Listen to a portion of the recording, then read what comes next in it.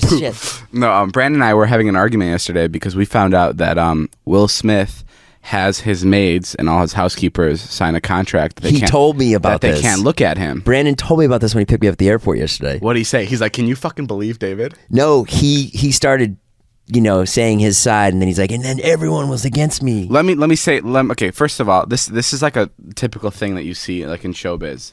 Like Ellen DeGeneres apparently has a contract where no one on set or like on set of her show is allowed to come up to her to ask questions, or they're not allowed to look her in the eyes. They're not allowed to walk by her in the hallway. Right. Like all these things, and like to a normal person that's just like looking at it like from the outside and doesn't know anything about entertainment will be like, dude, that is the most fucked up thing I've ever heard. Like I'm never gonna like watch her show. Right. But back to my Will Smith thing, how he doesn't let his maid or anybody look him in the eyes or anything like that. It sounds awful.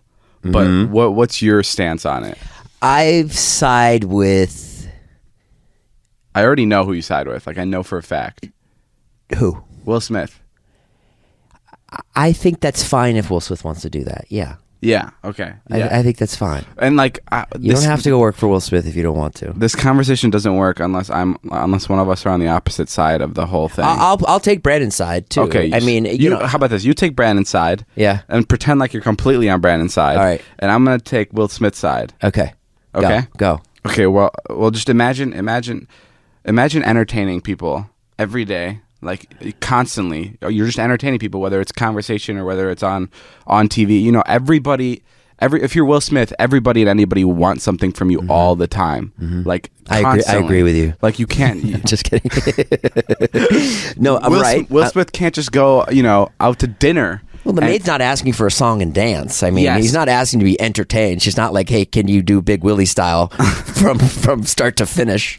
Hey, can you do the Fresh Prince rap for me? Just really quick. I won't clean your room till you start. No, but just imagine.